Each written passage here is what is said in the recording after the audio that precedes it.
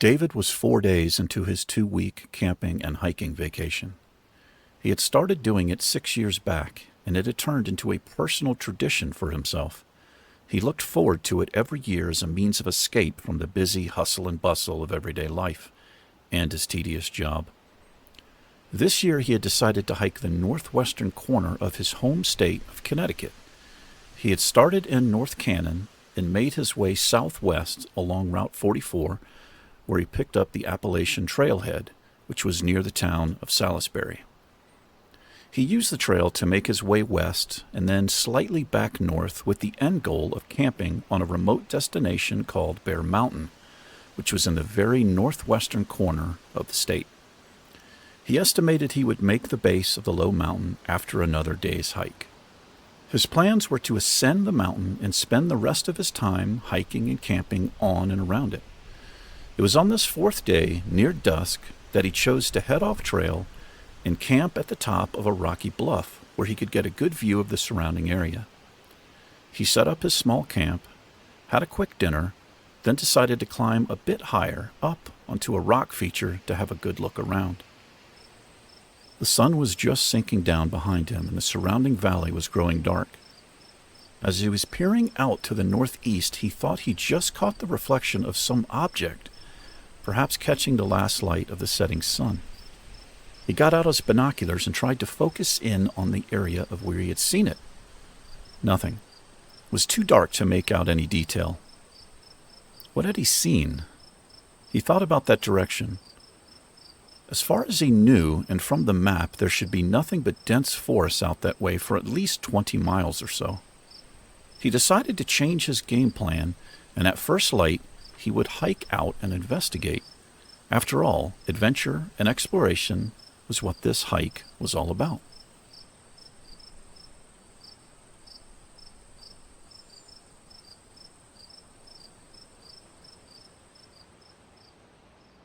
Next morning, he was packed and heading in the direction he saw the object.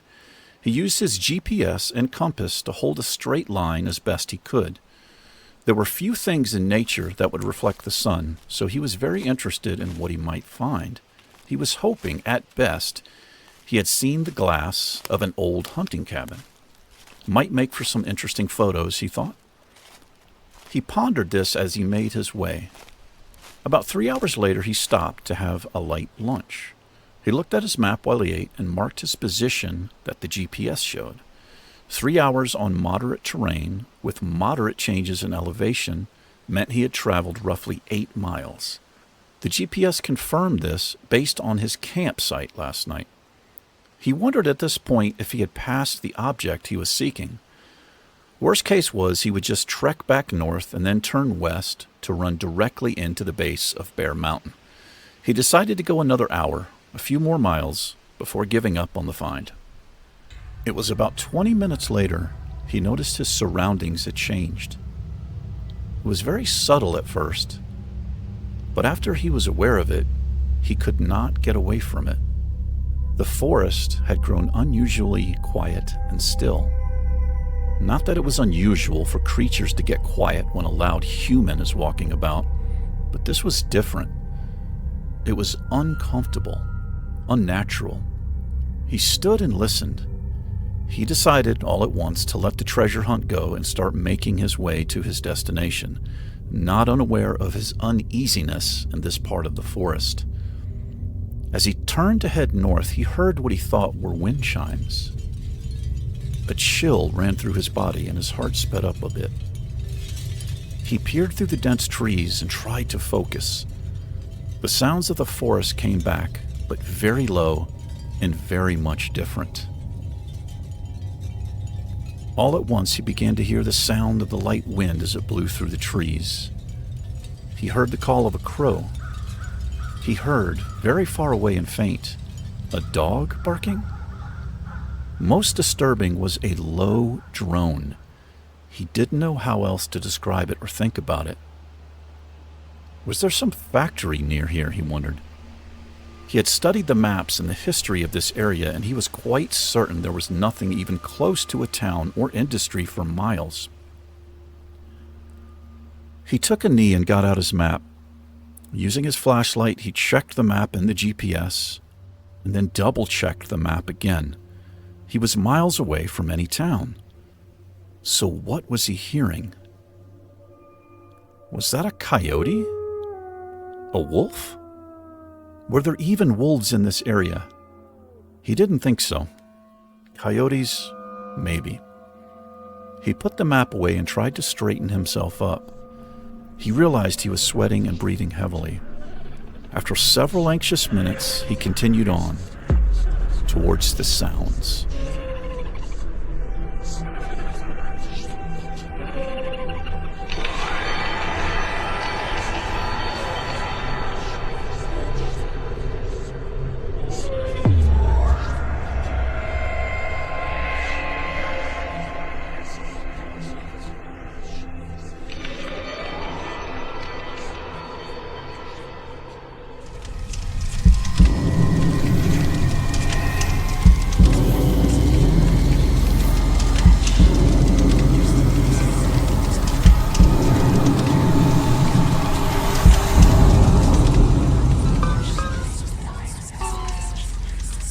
David woke from a terrible dream, his heart pounding. He calmed and collected himself. Wait, had he been dreaming? No, he hadn't been to sleep. He had been walking. He was very confused, and as if from a dark corner, his senses slowly came back to him. It was dark all around, nearly pitch black. Sounds. The sounds in this part of the forest were undeniably scary and way out of place. He fumbled to get his backpack off and retrieve his flashlight, quickly switching it on. It didn't turn on. What? He shook it, popped it against his hand, all of the things people do in horror movies. He realized the irony of his situation. Damn it, he said to himself. He got out the GPS, which had a light, but more importantly, it would show him where in the hell he was. First thing he noticed was the time. What the hell? 1:30 in the morning. It's not possible. It was just light a while ago. What was happening? His mind raced. Had he passed out and slept? How could he have lost this much time? He could feel his heart loud in his chest.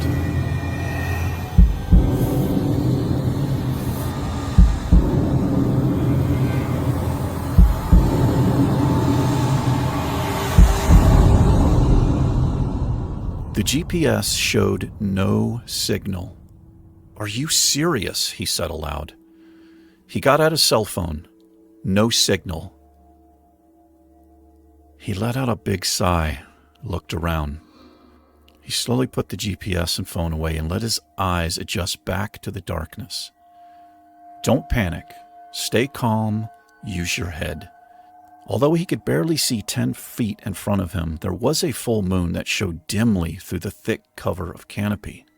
He knew that the best thing to do when you realized you were lost in the woods was to stay put. Only problem was, no one knew where he was, which meant no one would know he was missing for at least 10 days.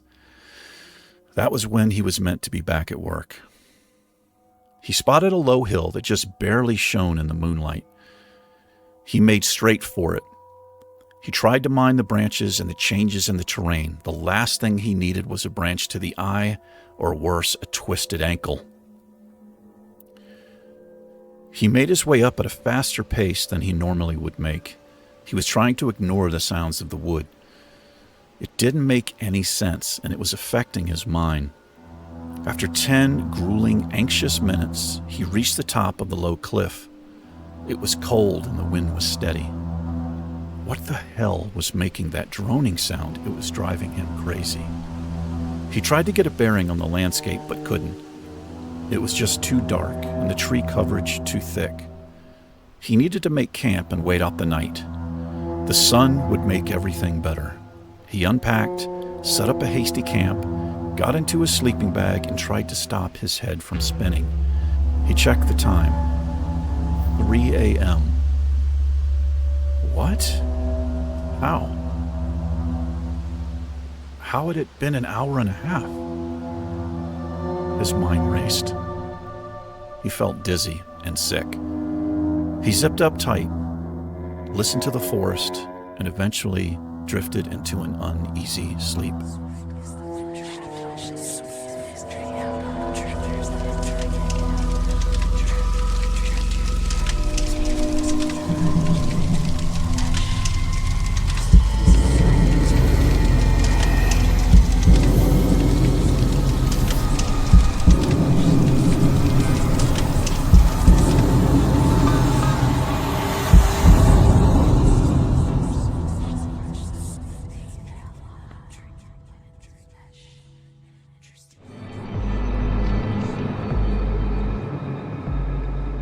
He woke with a start and an audible yell. He was immediately out of his sleeping bag and checked his GPS and cell phone. No signal from either one. Fuck, he said out loud. This GPS was guaranteed to work anywhere, and he had never even seen the no signal text before. He switched it off and let it reboot. He waited till it came up. Still no signal. He put it away. Luckily, the sun was just coming up. He was relieved to hear the forest back to normal sounding. He had a quick breakfast of a power bar and some trail mix, and then set his mind to finding out his position. He had enough food for 2 weeks, and possibly enough water, but he had been counting on the streams and the river on the mountain for his long-term water consumption. He climbed a pine tree to get a vantage point and to make out landmarks, if any. All he needed to see was Bear Mountain. A few scratches later, and he was high enough to get a good look. His heart sank and his mouth went dry. Bear Mountain was nowhere to be seen. Just the low, rolling hills of forest in all directions. This honestly scared him more than anything else that had happened in the last 24 hours. He was lost. He was still for a few minutes and tried to think. He tried to force his mind to make sense of this. He just couldn't.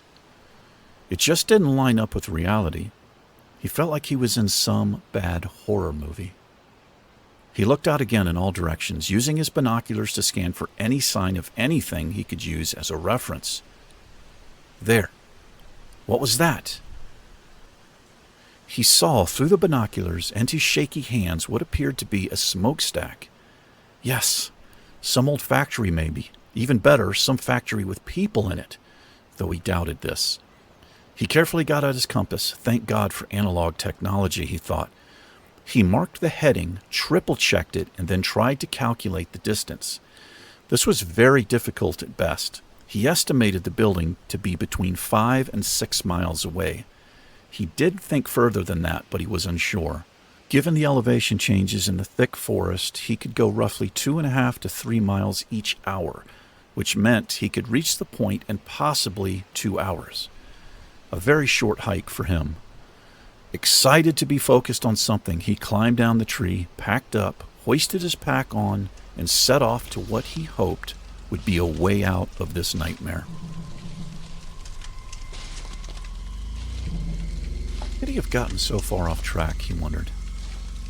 How had he gotten lost such a short distance from his destination? What the hell was happening with him losing time? This frightened him greatly. Why wasn't the cell or GPS picking up a signal? And what in the hell was making those noises he heard?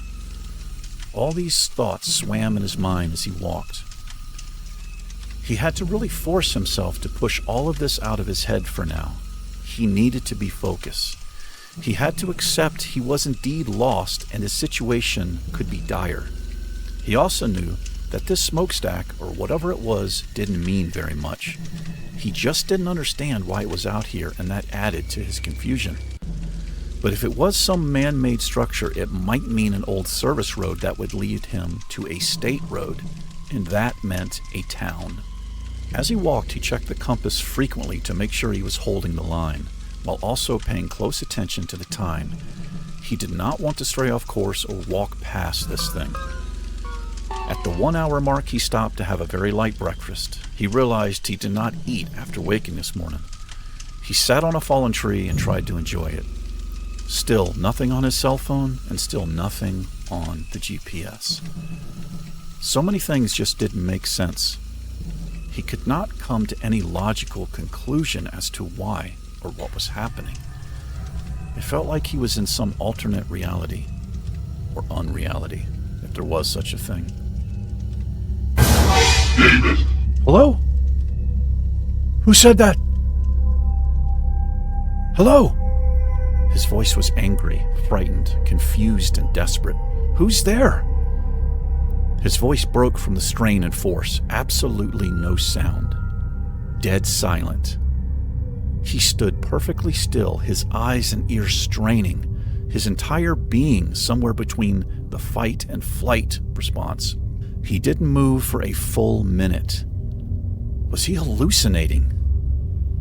He didn't think so. He trusted his senses despite how fucked up everything had become. His mind was intact despite the fear that was like a black hole in his very core. Someone has said his name. The dead quiet of the forest made him realize he was breathing way too quickly. He was panicked. He tried to settle his breathing and tried to quiet his mind. Whatever was happening around him, he had to fight it. He hoisted his pack and checked the compass and the time. Another hour, and he should be very close to whatever he had seen.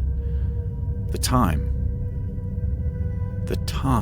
According to time, 6 hours had passed since he started off at daybreak. He stared at the numbers as if waiting for them to change back. He looked for the sun. It was low and to the west, indicating the time shown was correct. This was the second time he had lost hours worth of time. Just go, he said to himself. He started walking with much more purpose and determination than any walk he'd ever done in his life. With the sun setting behind him, he started to notice the trees were changing. The thick evergreen was turning over to, well, just dead trees. Branches gone, bark fallen away, just trunks running up like spikes. The ground cover was also changing from thick leaf and pine needles to a strange dark plant that he had never seen before. Perhaps a fire some years back. That was not uncommon, and oddities can sprout up in the place of ash. Near the end of that hour, the train went steadily uphill. It would allow him to get a view, and the dead trees would make it much easier to see his surroundings. The ground leveled beneath his feet, and he immediately had a sprawling view of a valley below him. It was near full dark, but he had just a bit of light left. He looked out, and what he had been looking for was clearly visible. He let out an audible sigh of relief. A massive factory of some sort lay not half a mile down below him. It looked like something from the 1800s. but it was hard to say, and he could see the light reflecting from the scarce pieces of glass that still remained in the massive windows. All around it was dead forest. They stood like stones in a graveyard. A chill went through his body, and he shuddered from the sight of the place. He was so entranced by it all that he almost didn't notice a covered bridge that crossed a stream. This gave him a mighty dose of encouragement, something he hadn't had in 2 miserable days. He could possibly find the stream on the map, not to mention he now had a source of precious water. He started to go straight down to it and camp near or even in the ancient building, but decided it was just too dark. He would camp here in plain sight, and at first light he would make his way down to what he hoped was salvation.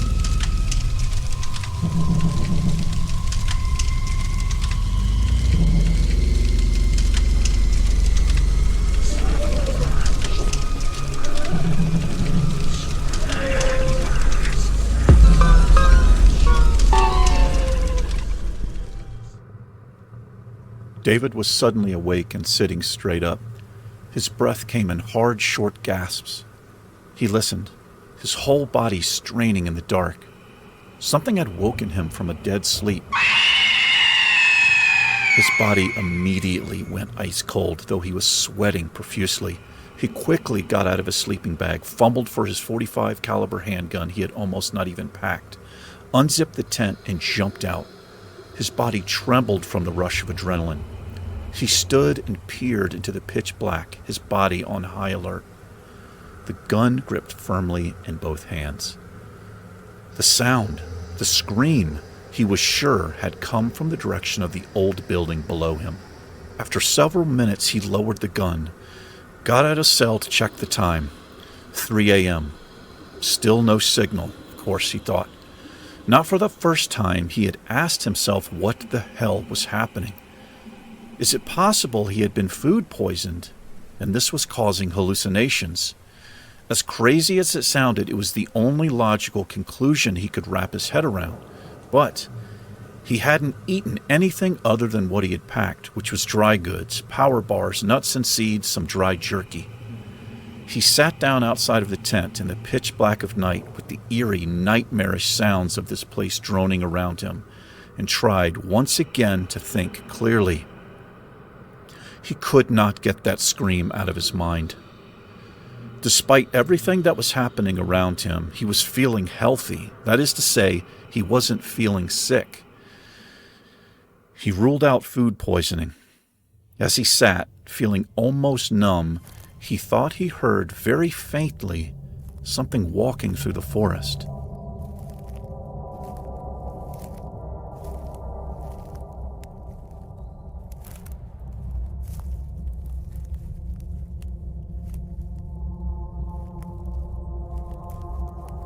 He sprang up, gun in hand. "Hello?" His voice was loud and frantic. Even in his own ears it sounded out of place. The walking sound stopped immediately. "Hello? Please!" His voice was shaky and filled with terror. Then suddenly the footsteps started again, louder, faster, coming right for him. A bear? A wolf? "I'm armed!" David fired once above his head, and the sound of the gun made his ears ring. The footsteps were on him, and then the scream again. All around him and above him.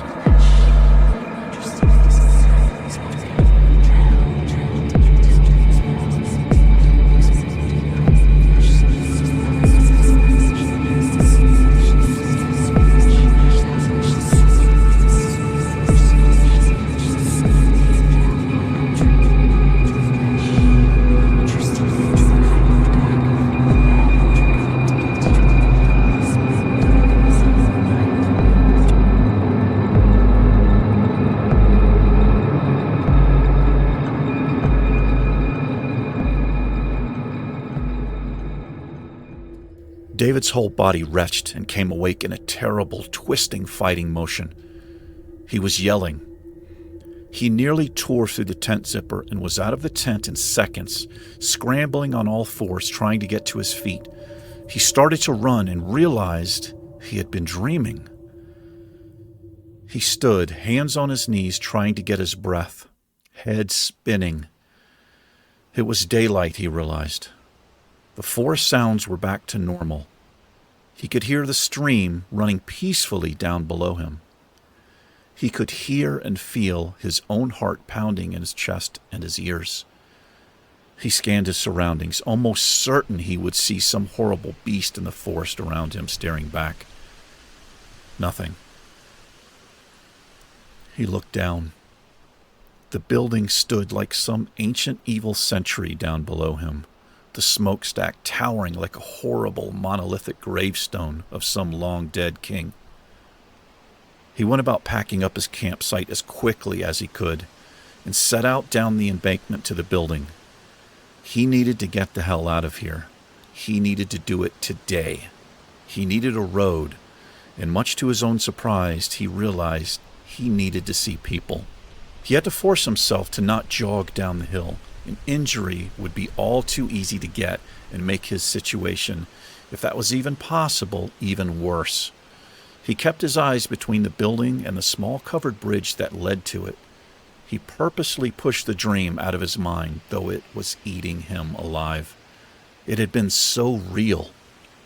He finally reached the base of the hill and the ground leveled. He stood in an almost cleared area looking directly through the bridge. It was so out of place, but yet, for some reason, it didn't surprise him at this point. Nothing did. None of it made any sense anymore. He walked first to the stream and filled his water skins. He drank deep, and he felt the cold water return life and sanity to his body.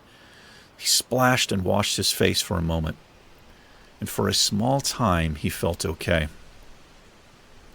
He took a knee and looked at his map. The only stream he knew of should be way back west of where he thought he was, but honestly, he didn't know where he was. It was also possible this stream was not marked on the maps because it was tiny. His GPS, still useless to him, as was the phone. He could still not believe there was no signal on the GPS. It was a satellite receiver, for God's sake. He expected the cell not to work, but the GPS? He packed it up. Fuck it, he said. His only goal was to find a road. If this building was here, there must be an old service road here, or at least a path. He walked into the tunnel. He realized he was walking slow. A sense of dread filled him as he forced himself across the old wooden planks. He studied the posts as he walked. They were very old, but impossible to know a date. About halfway across, he began to notice carvings in the posts that ran to the top. He stopped and studied them. He saw detailed carvings, perhaps burned into the wood, of things. They looked like demonic creatures, some half animal, half monster. He saw symbols that he had never seen before. Witchcraft, devil worshippers, evil wards. He didn't know what else to think. He was scared, terrified, like he had never been before. It permeated his being. The last 3 days had been nothing but terror. He walked on. At last he came to the end of the tunnel, and looking up on the crossing beam above him, he saw the words, "Hagatha lives."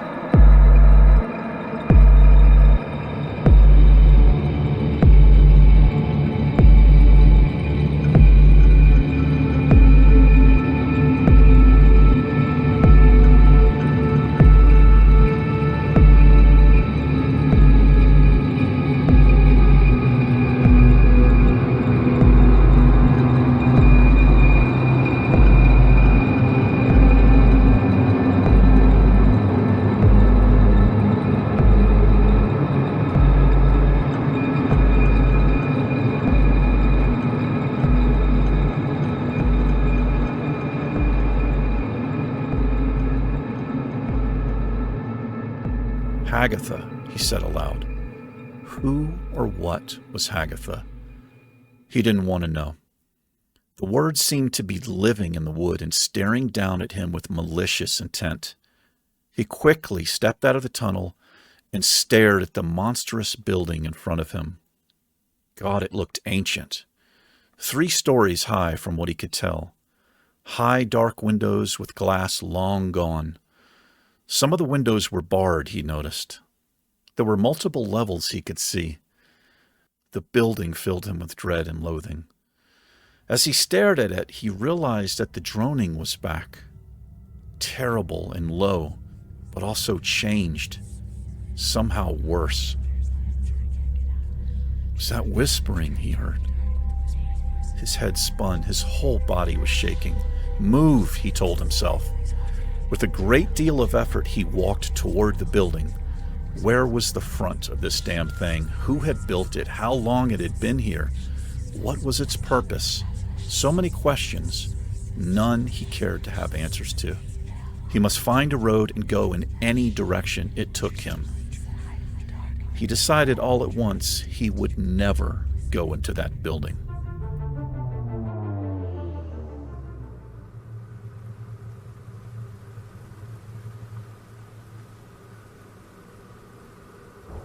David walked around the perimeter of the building.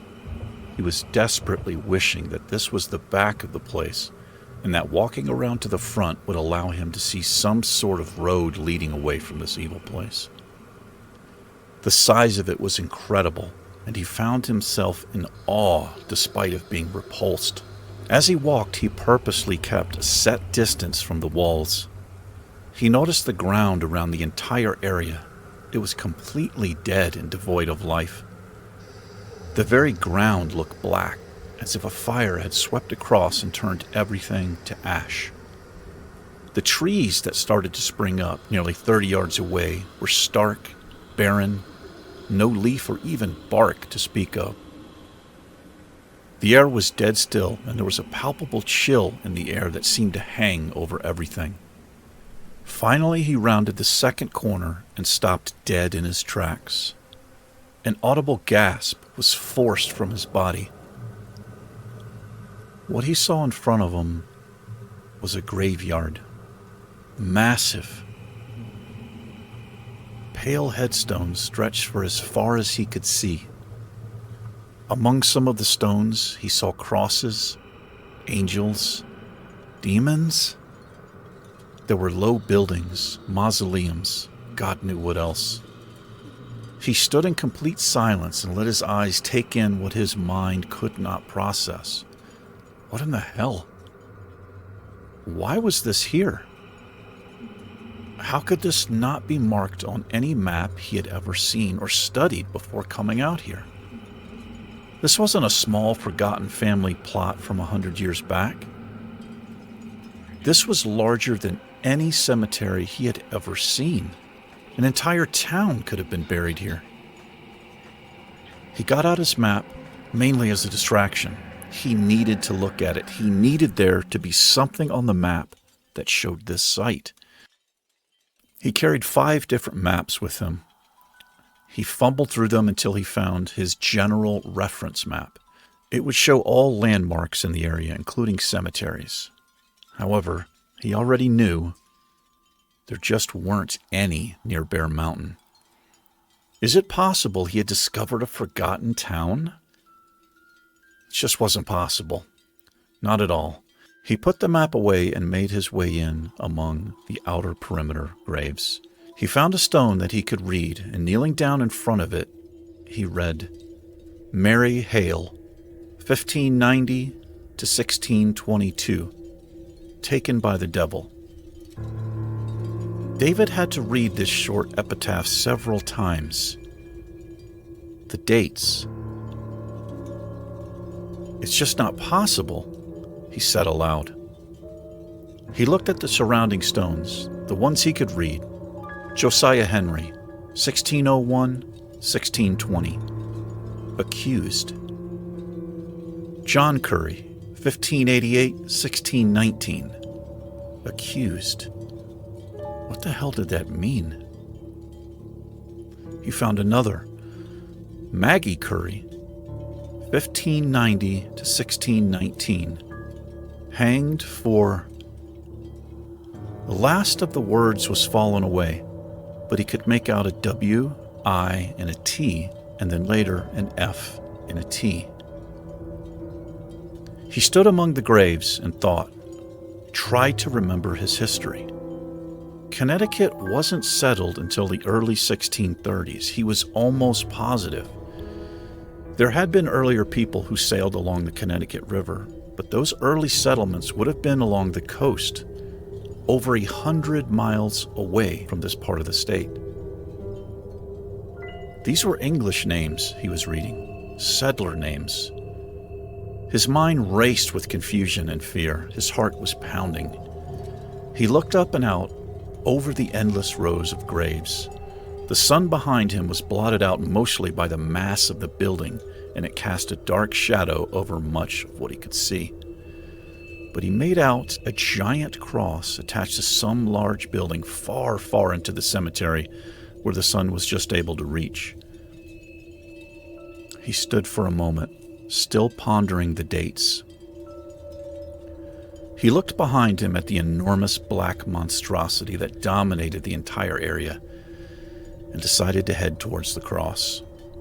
He needed to find a road, and surely there must be some remnants of one.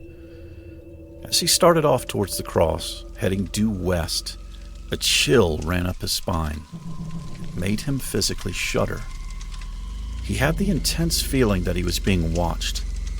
It was so intense, in fact, that he turned back and faced the building, and only then could he just make out a set of giant doors on what surely must have been the front of the building. He peered into the darkness and looked onto the rest of the massive front wall. Windows everywhere, tall windows, black as night, looked back at him. It was mesmerizing and terrifying. He could just make out a large window at the very top, the third floor, he imagined. This window was set directly above, but much, much higher than the doors. As he looked, something moved. Something had been standing and watching. He jumped back and gave a short cry, and then, "Hello! Is someone there?" How could someone be there? He called out again, as loud as he could. Only his echo came back to him. Then it quickly went dead silent again. He turned, and unashamedly he ran towards the cross, dodging graves and fallen stones as he ran.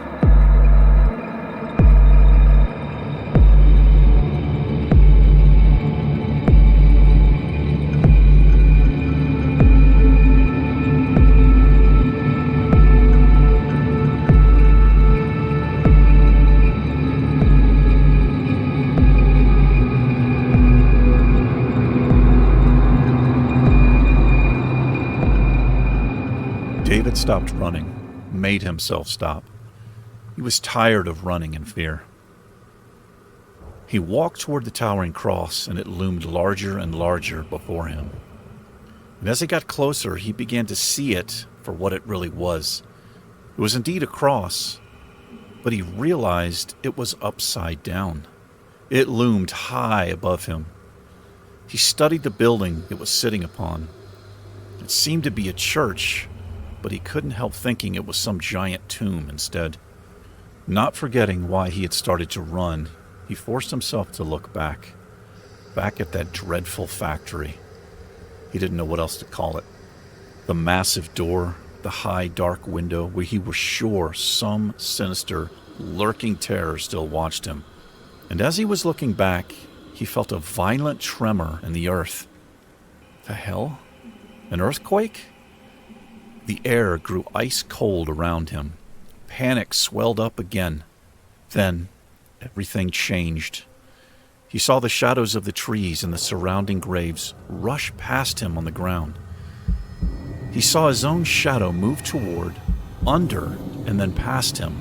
He looked up in horror as the sun overhead streaked across the sky and sank low in the west behind the tomb. Half running, half falling, he reached the door and with all of his strength threw it open and all but jumped inside. He turned and with just as much force slammed it shut, falling to the floor as he did. He barely heard the sound of the door as it reverberated in a cacophony of long, dreadful echoes. He waited, listened, tried to control his breathing. He half expected something to burst through the doors and devour him whole. But nothing came. All was still. The earth was still. He slowly, painfully stood up and looked around. He tried to force what had just happened out of his mind. It wouldn't do him any good wasting his energy on something that could not be explained. And his list of things that couldn't be explained was very long. Somehow this thought gave him something close to comfort. He turned around and took in his new surroundings. There were lights everywhere, flickering, yellowish, red, low, throwing wild shadows all around. It gave the illusion that the room was moving. Candles. There were candles along what he perceived as the walls. As his eyes adjusted to the low light, he could see some of the candles were recessed and placed within the walls. He looked up. The ceiling appeared to be high. The flickering candlelight barely reached. He thought he could see horrible things up there, things hanging down. The faint outline of something slowly swinging and creaking. He looked away quickly. There were rows of what must be pews on either side of him. Indeed, a church, he thought. What else could it be? But he remembered the upside-down cross that towered above this building. Well, perhaps a different kind of church, he thought. Having some point of reference now, he realized he was standing just inside of the massive front door and was facing into the place. Directly ahead, he could just barely see the very far wall and more candles set at different heights. He could also see some reflections. He assumed there might be glass along the back wall. He was shivering, partly from exhaustion and fear, and partly from the intense cold. He knelt and dug into his pack for a brighter light. Would it work? Probably not. He got out water, his lightweight insulated jacket, and a wool beanie for his head. Somewhat situated, he felt slightly better, and the water, though nearly frozen in the skin, revitalized him. He didn't even want to think about going back outside right now. He would camp here if he could. Try to get warm, try to focus, try to make a plan. His survival training was acting as pure instinct. The flashlight, surprisingly, turned on, and the ultra-bright 12,000 lumens sliced through the darkness like a knife edge. He stood, and with his light he mapped the entire place. The pews looked ancient, and he noticed they were not wood, but stone. The floor was dirt and roughly leveled. The walls appeared to be large, roundish stones set crudely, and candles all over the place. And in this moment he realized he had been avoiding a very important question. The one he didn't ask himself immediately upon seeing these candles. Who lit them? He started to call out, but stopped himself. He was quite sure he didn't want an answer at this point. Whatever was happening to him, it simply couldn't be some elaborate prank. Not with the time loss. Not with the time lapse? What else would he call it? What had happened with the sun? What had he witnessed? He had seen with his own eyes the sun streak across the sky as if he were watching a movie on 100 times speed. He pushed it away for now. He shone the light above, and something between a gasp and a scream was forced from his body. A massive cross hung from the ceiling, and upon it a body, crucified, naked.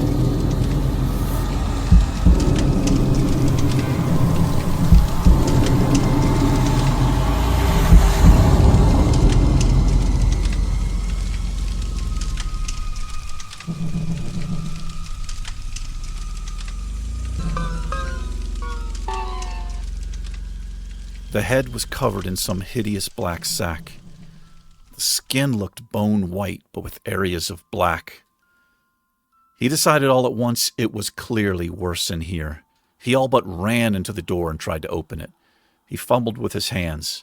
There was no latch, no handle, no knob or lever. There was nothing to grab. He fumbled wildly. He threw his body against it, slammed himself into it, trying to break it open. "Pull, not push," he screamed at himself. But there was nothing to pull on. He cursed loudly as he tried to get his finger under it, but there was no gap anywhere. He couldn't even feel the door budge. It didn't give even slightly. It was as if it had been welded shut, solid, like stone. Winded, he gave up. He needed to be in control here. He needed to stay calm despite how he was panicking. He forced himself to look back up. The cross slowly swayed and turned. It was almost imperceptible. The body, from what he could tell, did not look decayed. That could mean it was fresh. He hated to use that word. Or it meant it was just too cold. It was close to freezing in here. He looked away. Think. Someone must be here. These candles didn't light themselves. This person didn't crucify and hang themselves up there. He shone the light straight ahead, down the aisle between the pews, and saw a massive altar. He wasn't a religious man, and he had no idea what the place where a preacher would stand would be called. A pulpit, maybe.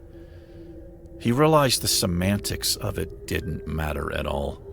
He moved toward it. He needed to fully explore and know what was here and what he could use. A window, a door. He hated the idea of sleeping among the dead. The altar, like most everything else, was stone. It was covered in wax and God knew what else. It stood maybe 4 feet high with a huge stone slab laid upon the base of it, creating a table of sorts. Candles ringed the outside edge, giving the top an eerie glow. He turned to the back wall. There were no windows, no doors, just more stone. And the reflections he had seen from the front were what appeared to be shards of glass. Walking closer, he saw that they had been stuck between the small gaps in the stones, and they jutted out, sharp, like wicked broken teeth. He could see no other way out of here, aside from the seemingly sealed door. The little bit of spirit he had sank dramatically. He wanted to make a fire, eat, and sleep. But he realized, even if he had had the wood to do so, he could not risk a fire in here. He had no idea if there was anywhere for the smoke to go. He could easily suffocate in his sleep. A wave of exhaustion hit him, and he swayed on his feet. He decided to gather some of the candles and place them together on the ground, making a campfire of sorts, he thought. He got out his sleeping bag, sat down with his back to the altar, and forced himself to eat some dry jerky, washing it down with water.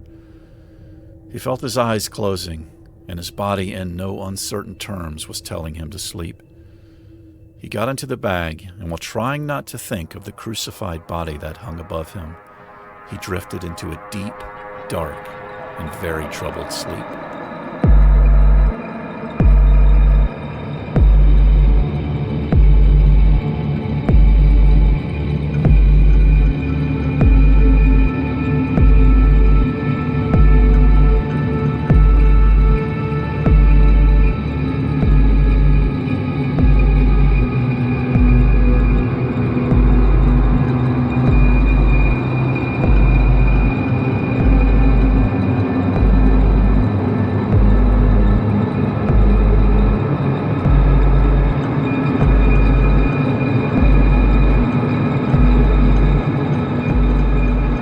Darkest corner of the church, she watched him, just as she had done for the last 3 days and nights.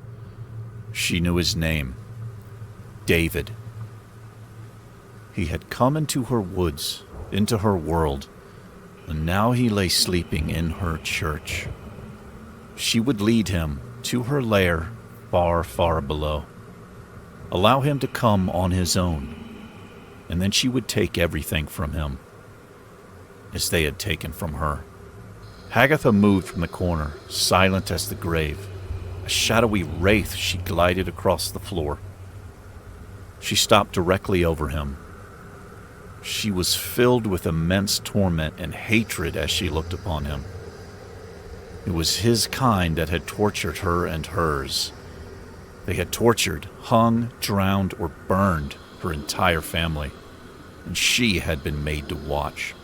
And after 600 years, her revenge still burned brightly in her black mind and heart. As she had been dying in that noose, she had looked upon them with black eyes and made a promise to herself. She would return for them. She had willed the devil himself from hell to come to her, demanded it of him. And he had heard, been waiting in fact, and he had come. A pact was made, and he touched her dying heart before it went still and turned it black. An undying gift, an unholy gift. After she had grown still and her body swung silently from the neck, the townsfolk tossed her onto a pyre. They wanted to be rid of the witch for good. They would gather her burnt bone, crush it into powder, and scatter it to the wind. But in the ash they found no bone, and some among them swore that they saw her walk from the fire. In the months that followed, she took every man, woman, and child in her blackened hands and made them look upon her hideous face. She smiled at them as she lay her hand upon their breast and burned their hearts as they beat in their chests. Their suffering and terror was everything to her, and it filled her own black heart with joy. And as they writhed in agony, she sang to them in a tongue even she did not understand. It was the tongue of the dead, and part of the gift, and it was hideous, guttural. It was the devil's hymn. All of this raged inside of her as she watched him sleep.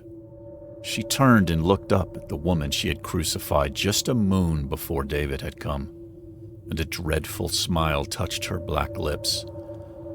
She hoped more would come. Over the years, there had been fewer and fewer, and it had been years before these two had come. She looked at the candles he had placed and saw that they would burn away soon. She placed a new one for him and uttered a dark incantation upon it. Then she turned and moved to the great stone. She moved it effortlessly to the side. Up and over she slid inside like dark water. She disappeared into the gaping black hole. He would come, and she would be waiting.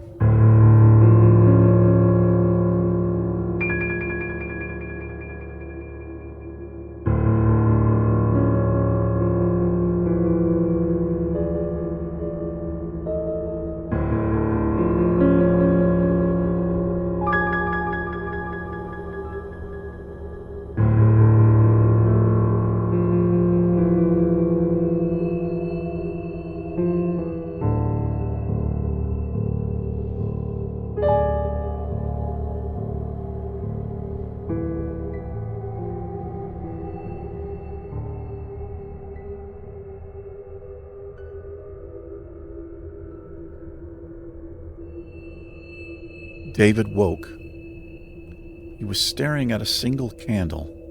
The others, he noticed, had melted into puddles of wax. He shook his head. Someone must have placed it here. Placed it while he slept, just as they had placed all of the others. They would have stood over him in this very spot. Why didn't they just kill him, he thought. He was scared. Fear. What a way to live. Every waking moment, every sleeping moment, there was fear. He sat up slowly. He listened without looking. It was dead silent. So quiet that he could hear himself breathing. Unnatural, like everything else in this hellish place. He got out his flashlight, not even bothering to check the phone or GPS. He knew it would be pointless. He slowly, stiffly stood, listening to his joints crack. He shone the light slowly around the room, purposely not aiming it up at the crucified. His hand shook badly as he swung the light. Nothing else had changed. He shut the light off, saving the battery, and he began to accept that it might be a something instead of a someone. What was the point of what they were doing? Was it possible it was all about scaring him? If they had been standing here, they could have easily killed him. Killed him at any point over the last 3 days or nights. He didn't know what to think at this point. He had exhausted all logic and rational thinking long ago, and was now firmly crossed over into the realm of despair and the supernatural. If something had staged this room, it may not need doors to come and go. But if it was a someone, there must be another way in and out. It had to be the door, he thought, some hidden latch. He turned the light back on and swung it toward the door. And as he did this, the beam cut across the altar, and he saw that the massive stone slab had been moved. He held the light on it. That giant slab had been slid to the side, far enough that someone could climb in or out. How much did that weigh? A ton, maybe more. How could he have not heard it being moved? It just didn't matter. He stepped up to the side and shone the light down. There were stone steps, unbelievably steep, and they ran nearly straight down, perhaps 20, 30 feet to bare earth. There was an intense foul smell that seeped from the hole. He stood silently staring. He was meant to go down there. That was clear. Someone, or more likely something, had given him a clear path to follow. It was the only path. He should have been horrified at this realization, but he found that he wasn't. In some strange, horrible way, he found it gave him something close to comfort. A part of him, deep down inside, had come to terms with dying in this place. He had to be honest with himself.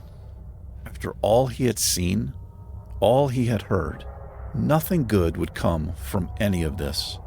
Nothing good could come from him climbing into that pit. There would be no door to freedom down there, no rescue party. There would be no light at the end of this tunnel.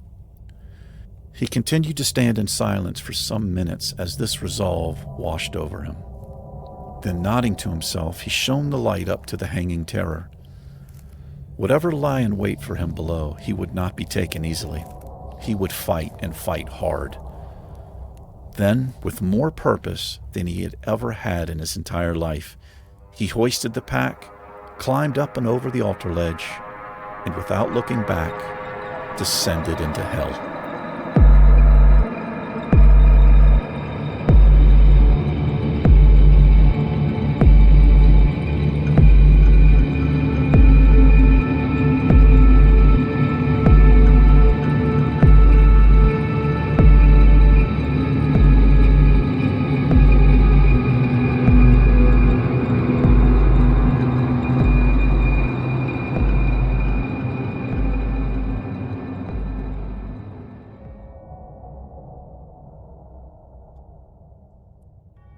Once at the bottom of the steps, David used his light to look around, very wary of what might be lurking down here.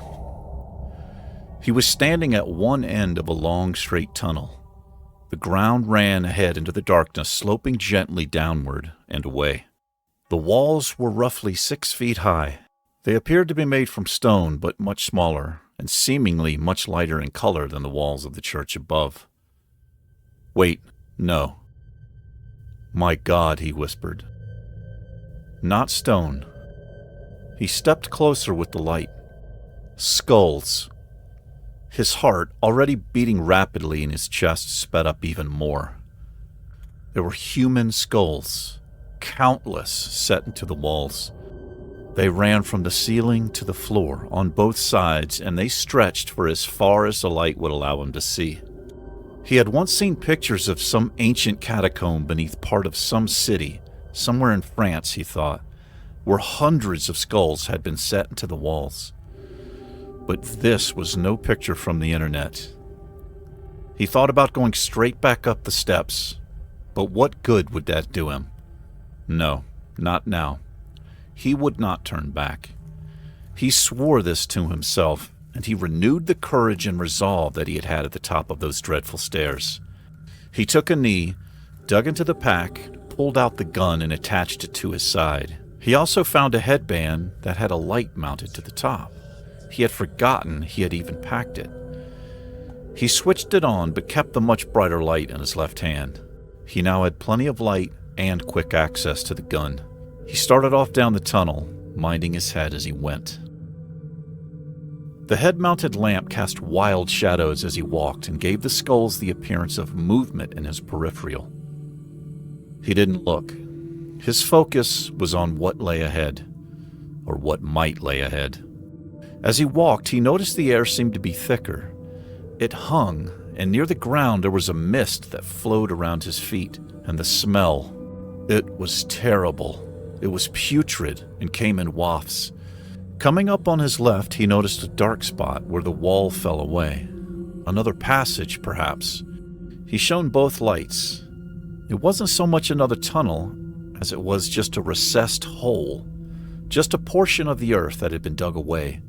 It ran in roughly 8 feet and turned up. There were no skulls that lined these walls, just filled with roots that hung from the top. It looked as if it might have been dug out by hand. As he stood looking into this horrible hole, he felt a terrible chill run up his spine, and he physically shuddered. He backed out quickly. He felt like he was being watched. The feeling was intense. "Hello? Is someone there?" He shone the light in both directions, but of course there was nothing to see.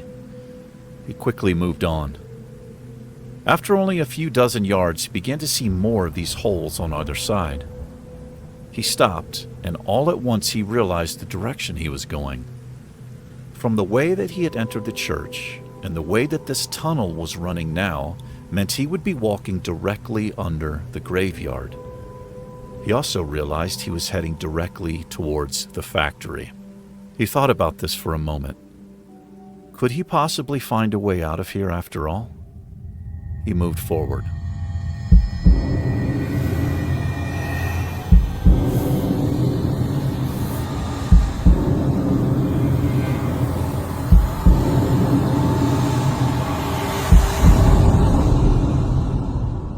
Agatha lay in the cold, dark, rotting earth like a stone.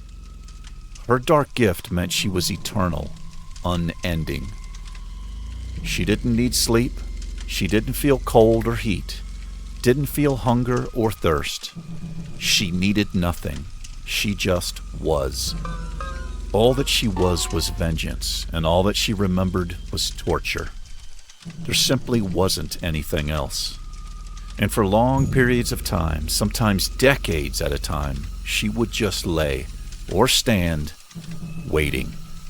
But now she felt his presence again. She could hear his heart beating, hear his breathing, hear his thoughts, and it filled her with her dark purpose. It was, in fact, the only time she had purpose. Her other gift was darkness. And if she chose, she would simply not be seen by the living. And now David had come into one of her holes, and though she lay directly on the ground in front of him, he could not see. She rose and stood looking directly into his eyes. Her own eyes had been burned away on the pyre long ago, but her dark gift had given her sight beyond. She reveled in his palpable fear and heard him call out. She would play with him for a bit longer.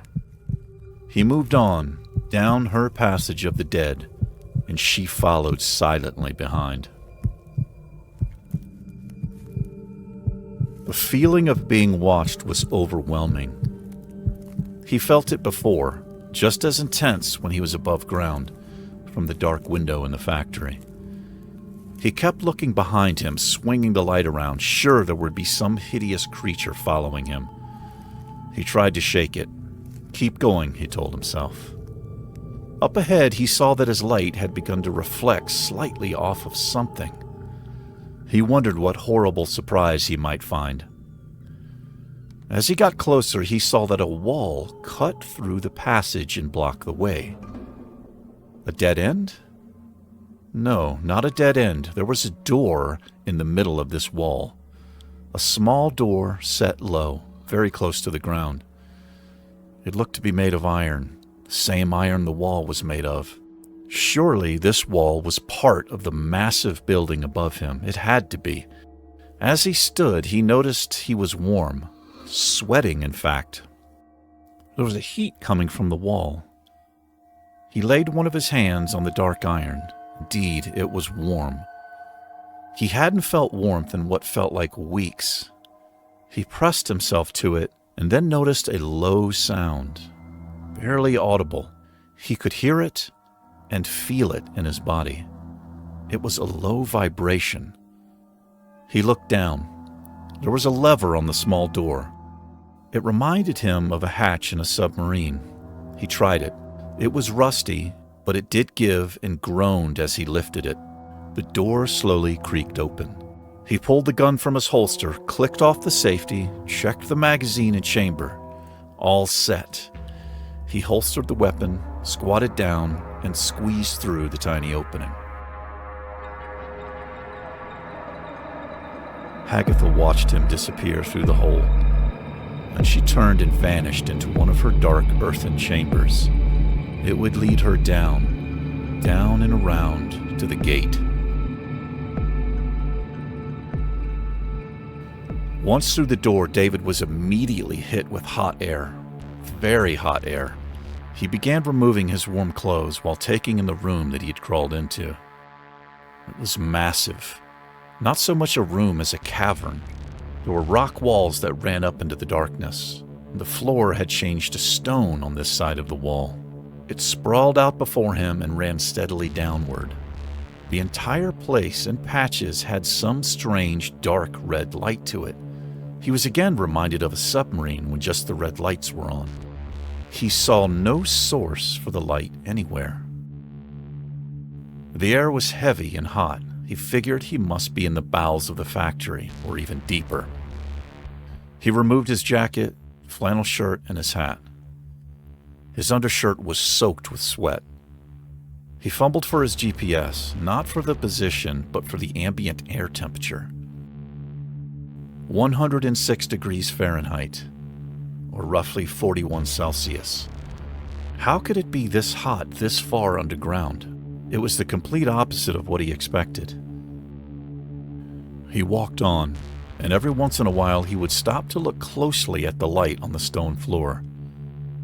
He himself cast no shadow upon the floor. The red light that lit up these patches of stone seemed to come from within the stone itself.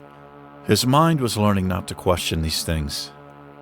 Not for the first time, he had entertained the idea that perhaps he was in some deep, deep sleep, and all of this was some horrible dream.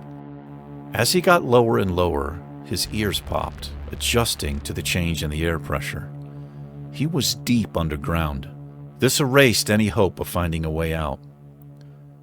It was so hot that he felt thermal air currents rushing through his hair and all around him.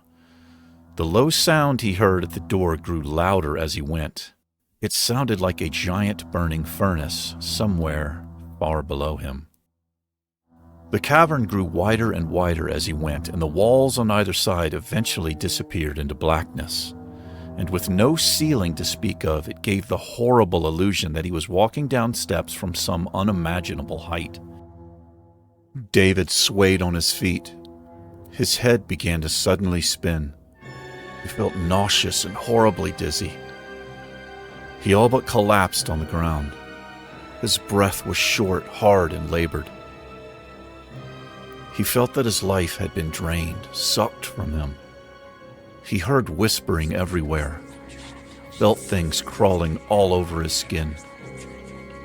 And then against his will, his eyes were forced closed. He was consumed with terror, and he felt the presence of something hideous, evil, malicious standing over him. Every second to him seemed like hours. His torment tore his mind open and was filled with terrible visions, demons, fire, a burning landscape of the grotesque. Though David was unaware, he laid in this state for a day and a night. Agatha had willed it so. She stood over him and drank deep his intense suffering. She ached to take his life now in this moment, The suffering he felt filled her black heart. This was her purpose, to devour the living, feed off their torment. Sensing he was near death, she bent, and with horrible hands she lifted him like a sleeping child, turned, and carried him down to the gate of her father. There she would devour his flesh, and her dark father would rip his soul from his body.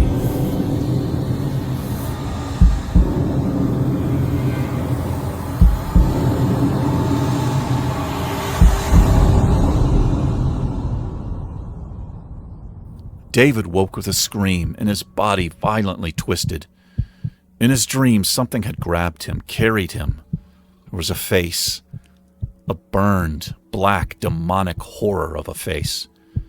Still half sleeping, he tried to run. Flight response was in full control. He could not move.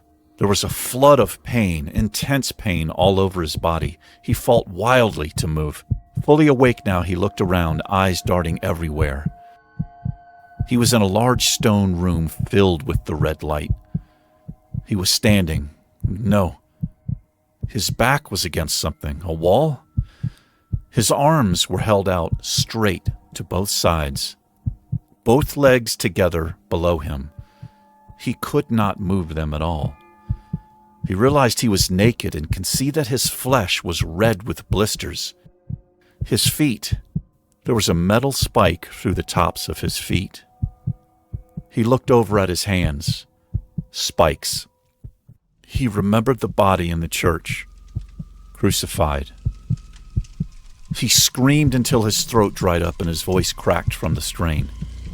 The intense pain in his body made him lose consciousness. He woke again. He tried to yell, but he had no voice left. His body, dying from injuries and dehydration, had no tears to shed. He let his head hang, and he prayed for death. He prayed to a God he had never believed in. He begged for the end. The entire room shook, and a horrible, deafening rumble filled his ears. He looked up, barely able to lift his head, and saw that the stone on the far wall was moving. It moved up slowly. The smell of rot, decay, and burning flesh rushed from under the wall, and David vomited uncontrollably. Finally, the wall stopped moving. There was just a pitch-black hole where it had been. Although David was unaware, the intense sound of the wall moving had ruptured his eardrums. His ears bled. He looked into the blackest void he had ever seen. Complete and utter terror. His heart was weakened in his chest. He felt as if he was being pulled. The blackness in that hole was complete. Then from the corner of his eye, he saw something moving towards him. With a great effort, he shifted his eyes and saw her. He immediately knew her name, Agatha. She had spoken to him in his mind as she came. It was the face from his dream, the one who had carried him, the one who had stripped and crucified him, burned his flesh wherever she had touched his body. His body shook violently, uncontrollably. Death throes, he thought. He was close to death. She stood directly in front of him now. With his last ounce of strength, he willed his head upright to look upon her face. She slowly raised her hand and placed it over his heart, and his flesh seared. It turned red and then black from her touch, and he felt his heart burning inside of his chest. Agatha's lips moved. She began to sing in the tongue of the dead, the devil's hymn, her father's song. As she looked upon his face, she smiled at him, waiting, willing his terror to wane full. David never let his eyes leave her face. He died with his eyes open, smiling back at her.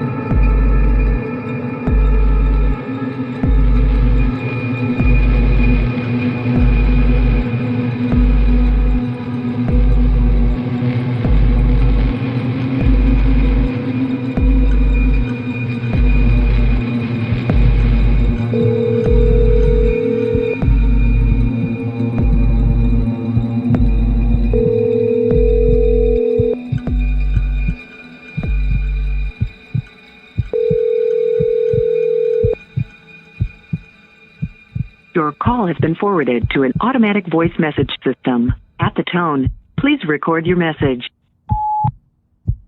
Yeah, hello. David. Hey, it's John, your boss, in case you forgot. Just kidding, buddy. Hope you had a great vacation. So I checked and double-checked, and pretty sure you were supposed to be back in the office yesterday, but we didn't see you today either, so, we're all a little bit worried about you. It is Halloween time. Hope you didn't get eaten by some monster, Anyway, give us a call when you can, David. We just want to make sure you're still alive out there, my friend.